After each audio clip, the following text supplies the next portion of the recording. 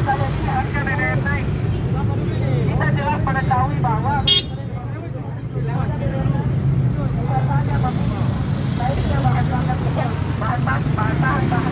bahan yang lain.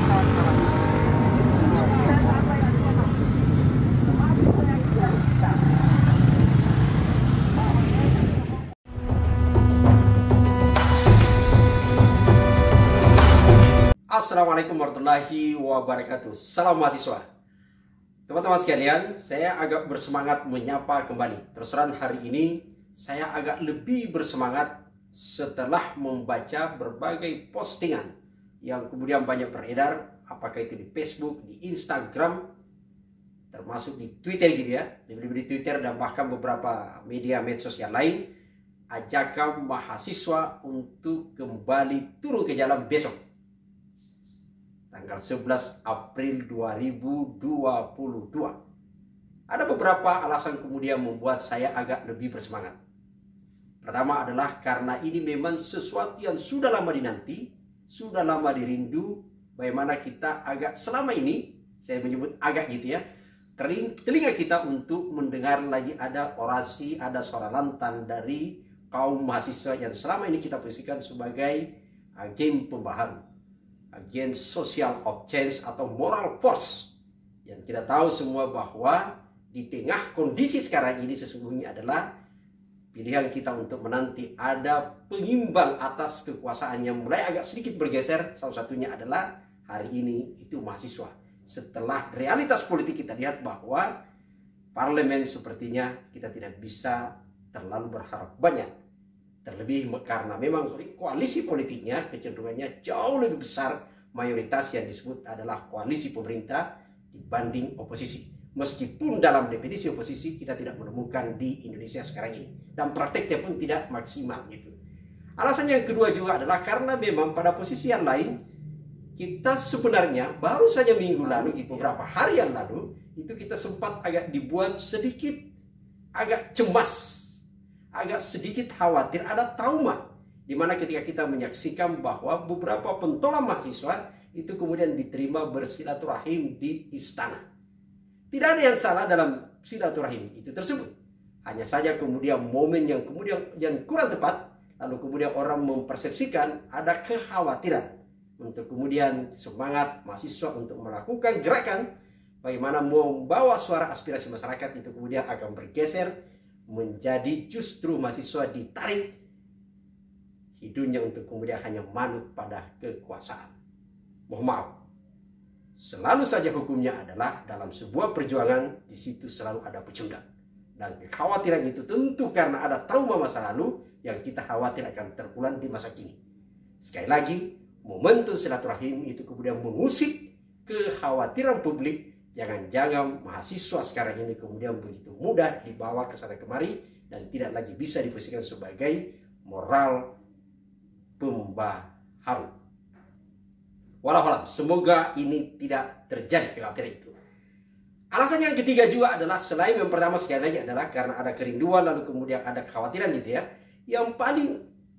Alasan yang paling sangat urgent adalah karena isu yang diisu. Nah ini menarik. Karena ajakan turun ke jalan itu adalah ternyata bukan karena sekedar turun untuk ke jalan, itu adalah karena ada jogging, karena ada macam-macam baris berbaris. Tapi karena membawa sebuah agenda yang serius, yaitu adalah agenda yang selama ini memang cukup meresahkan publik, yaitu adalah agenda penolakan terhadap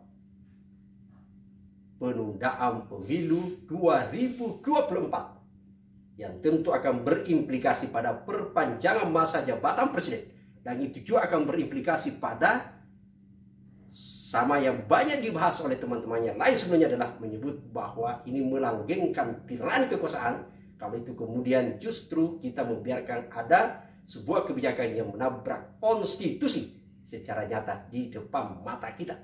Teman-teman sekalian, sekali lagi saya agak lebih bersemangat hari ini ketika membaca ajakan untuk kemudian teman-teman mahasiswa turun ke jalan. Kalau kita baca dari berbagai media gitu ya, kemudian mahasiswa sebenarnya sudah berkali-kali turun ke jalan mengingatkan pemerintah kita untuk menghentikan wacana penundaan pemilu 2024 yang sebenarnya hari hanya pun sudah ditetapkan oleh KPU yaitu tanggal 14 Februari 2024. Hanya saja kemudian kalau kita lihat memang respon pemerintah sepertinya tidak pernah tegas. Terakhir kali Presiden sebenarnya hanya kemudian melontarkan statement untuk kemudian melarang menterinya berbicara. Memang betul bahwa Presiden sampai detik ini tidak pernah menyatakan berminat untuk menunda pemilu. Bahkan tidak pernah menyatakan bahwa berminat untuk memperpanjang masa jabatannya. Juga pun tidak pernah mendeklarasikan diri menyatakan berminat maju 3 periode. Tapi pada saat bersamaan, Presiden pun belum pernah menyatakan bahwa tidak setuju dengan penundaan pemilu. Jadi sekali lagi, Presiden hari ini pun belum pernah secara tegas menyatakan bahwa menolak penundaan pemilu. Hanya menyatakan meminta kepada para menterinya untuk menghentikan wacana atau membicarakan penundaan pemilu. Itulah yang kemudian membuat publik berada pada suasana yang diharap-harap cemas. Apalagi memang ada banyak peristiwa yang sebenarnya menjustifikasi bahwa sampai hari ini secara senyap agenda penundaan pemilu itu terus saja bergerak. Sekedar mereview saja, ada banyak peristiwa yang kemudian melegitimasi itu. Ingat ketika Menteri Tasya itu adalah Luhut Binsar Panjaitan menyatakan bahwa ada 110 juta warganet yang mendukung penundaan pemilu. Meskipun sampai hari ini tidak bisa dibuktikan siapa 110 juta itu. Walau alam. Yang jelas adalah ini pengakuan dari seorang menteri. Dan ketahuilah menteri itu adalah pembantu presiden. Apalagi kalau kita personifikasi, seolah-olah apapun yang dibicarakan Pak Luhut itu diomongkan itu bisa menjadi benar. Karena dia adalah merepresentasi dalam berbagai posisi dan kebijakan yang dikeluarkan oleh presiden kita. Bukan hanya Pak Luhut. Menteri Dalam Negeri pun juga, kalau kita baca di berbagai media juga, tidak pernah secara tegas menyatakan bahwa penundaan pemilu itu adalah melanggar konstitusi. Bahkan Menteri Koordinator Bidang Hukum dan Politik, Menko Polhukam pun sebenarnya sudah pernah beredar undang untuk mengundang penyelenggara pemilu untuk melakukan rapat koordinasi soal, betul dalam surat itu dinyatakan soal wacana penundaan. Meskipun diklarifikasi bahwa itu adalah untuk mempertegas penolakan. Tapi kalau untuk mempertegas penolakan, ngapain harus membutuhkan rapat koordinasi? Ini yang kita lihat.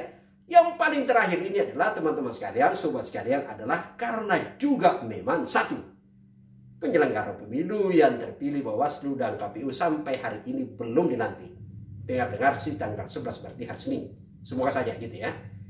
Tapi yang lebih berbahaya adalah karena sampai hari ini anggaran pemilu itu belum dibahas. Padahal sesungguhnya adalah ketepatan waktu membahas pemilu, anggaran pemilu itu kemudian ada ruang partisipasi maksimal dari masyarakat untuk bisa ikut mengkritisi. Ingat, alokasi anggaran pemilu yang diajukan oleh KPU sekarang ini adalah 80 triliun. Sangat luar biasa, dan itu tentu perlu kita kritisi bersama. Tapi jangankan mengkritisi, DPR sampai hari ini belum membahas usulan anggaran tersebut. Walau apakah ini bagian dari skenario untuk menunggu momentum penundaan pemilu atau tidak? Semoga saja kita tidak bisa memastikan, tapi jangan-jangan itu bagian dari skenario. Dan kita berharap semoga itu tidak gitu ya. Sangat terakhir sekali lagi juga justru ada deklarasi dari yang mengklaim atau mengatasnamakan diri sebagai asosiasi pemerintahan desa. Yang bahkan menyatakan bahwa akan ada deklarasi dukungan 3 periode pada akhir Lebaran. Orang sekarang ini sebenarnya adalah lagi happy-happynya mempersiapkan diri untuk mudik di hari Lebaran. Tapi kemudian justru para aparat kita justru akan mendeklarasikan diri sebagai dukungan beliau kepada presiden kita untuk 3 periode. Saya mohon maaf sempat bercanda gitu ya. Tanggung amat sih 3 periode. Kenapa tidak sekalian saja seumur hidup? Kalau itu argumentasinya karena kinerjanya selama ini adalah memuaskan gitu ya. Kalau itu adalah basis atau dinyatakan selama ini baik-baik saja, ya memang orangnya baik-baik hati gitu ya. Kenapa tidak sekalian saja seumur hidup? Kalau itu argumentasinya. Tapi ketahuilah, konstitusi kita menyatakan bahwa seorang kepala negara, seorang presiden hanya bisa menjabat 2 periode. Ada banyak hal dasar yang harusnya dilihat di sana. yaitu adalah satu soal berkaitan regenerasi kepemimpinan, soal demokratisasi, dan yang menjadi penting adalah menghindari potensial lahirnya pemimpin yang otoritarian gitu.